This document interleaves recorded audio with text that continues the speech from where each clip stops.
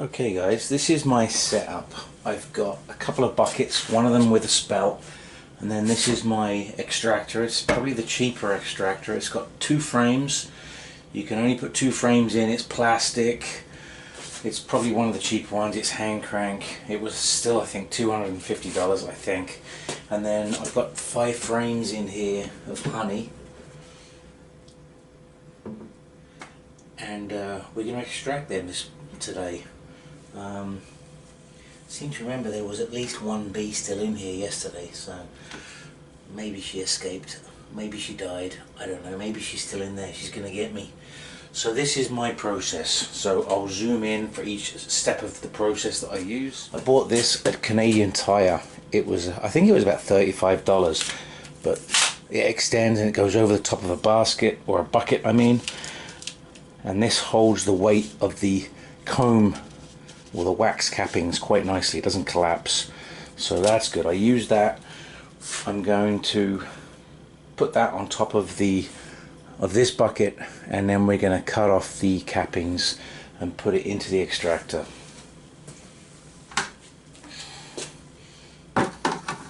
There's the bee, still alive. Not sure if that's a drone. No, it's not a drone. I gotta take her outside. I can't leave her down here. She needs to go outside right now. Alright, I'm going to take off the cappings now.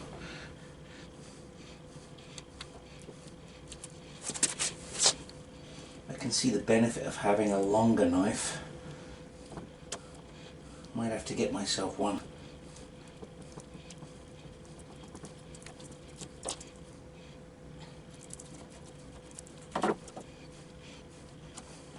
So you can always just open up these cells as well. Now I have a comb somewhere, but I don't remember what I did with it. So we'll just open these up. And hopefully the honey will all come flying out. Made a bit of a mess of that one. Hopefully the next one's better.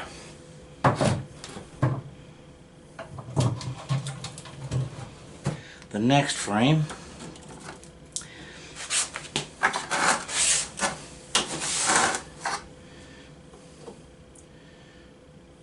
I think what I need is a longer knife. I'm going to see, do I have a longer knife? Alright, well I'm just going to make a little bit of a mess out of this because my knife is not quite long enough. Ideally you want the knife to be right across the frame. I thought it was last year, but I guess not. So I'm just going to do what I can this harvest, and I will get myself the proper capping knife or decapping knife. But look at that honey. Oh, it's good stuff. And all that wax too. Making a bit of a mess.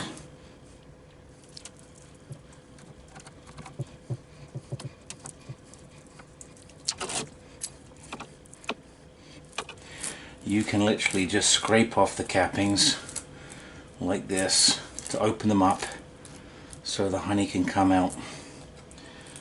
So that's what I'm going to do. I think that's what I'll do with all of them actually. Might be a little bit less mess.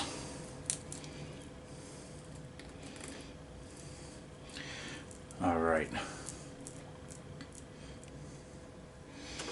And I'm going to put that one in.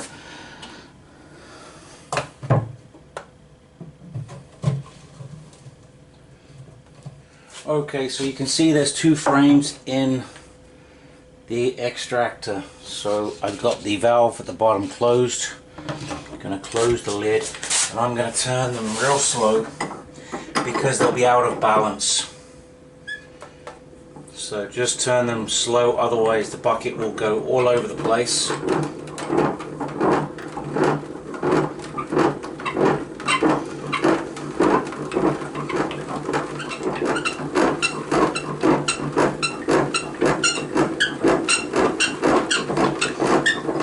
if you've got foundationless, if you have foundationless frames, you'd want to go really careful, because the wax frame could just all fall apart. The wax in the frame could fall apart. With the foundation, it's a little bit more secure. So I'm going to go the other way now, speeding it up a little bit. It's actually pretty balanced, which is good. If you can see the side, you can see the honey on the side, and really it takes a couple of frames before you start seeing it at the bottom of the bucket.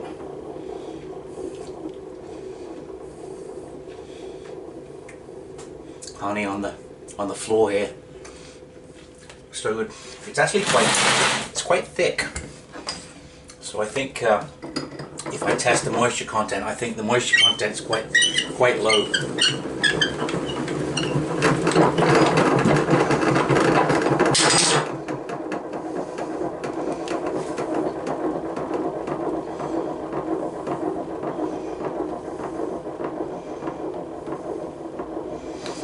Have a quick peek in there.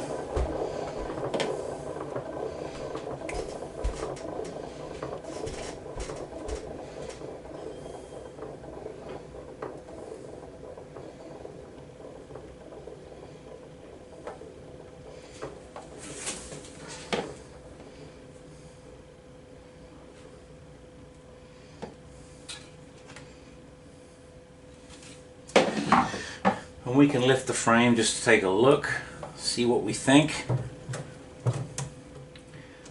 I think there's still honey in there. It's pretty thick honey. So we're going to continue spinning it for a while more.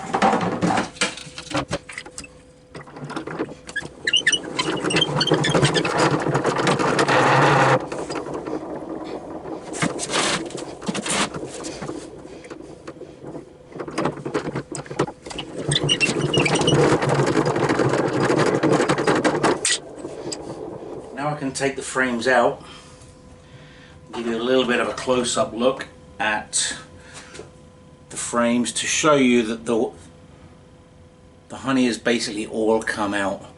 Most of it.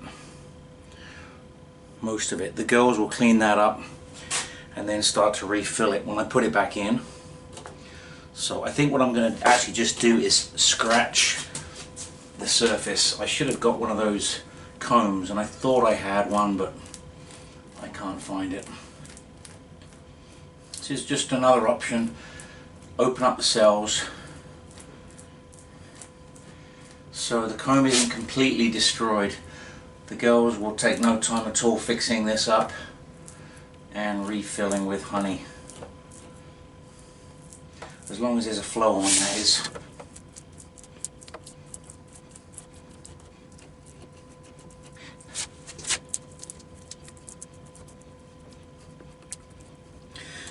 Put that one in, do the other side.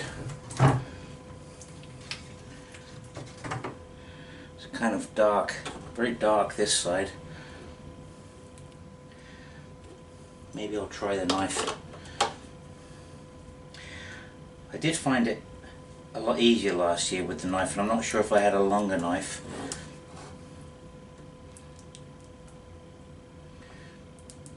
You don't want to dig too deep into the comb, because you want to save as much of the comb for them to repurpose. You want to saw it if you can. Making a right mess of this.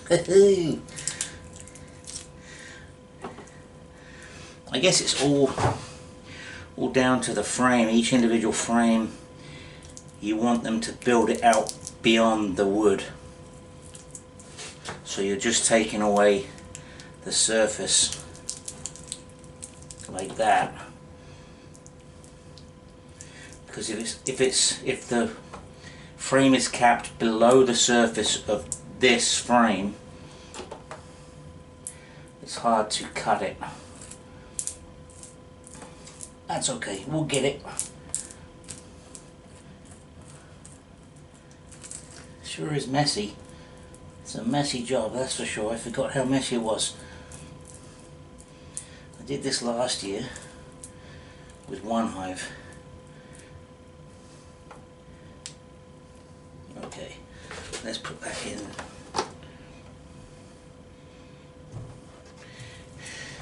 Let's spin it again.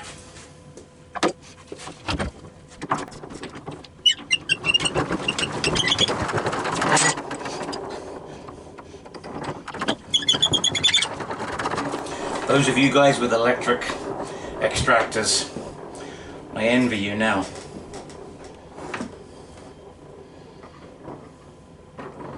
All this work just for 2 frames.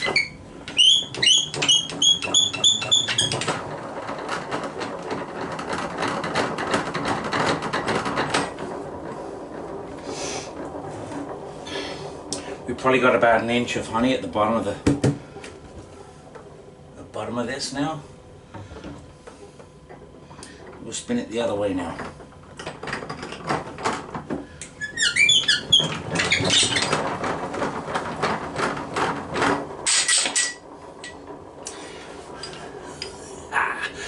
So I'm not going to bore you with every single frame, but every frame is going to be like this. I'm going to have to get myself one of the proper knives. There's a heated one and then a regular one. I've heard people don't like the heat one because it melts the wax. I don't know, but I think I'm going to get myself the proper knife and a proper scratcher. So I'm going to turn the camera off now. Can you see me? I'm going to turn the camera off now, and then I'll come back to you when I've got lots of honey coming out of the extractor.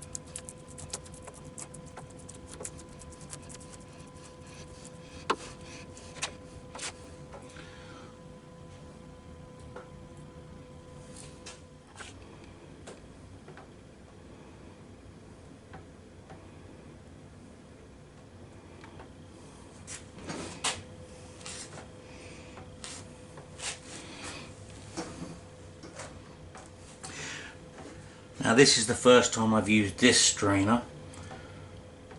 It's supposed to be the proper strainer for straining honey to get all of the wax cappings out. This is thick honey.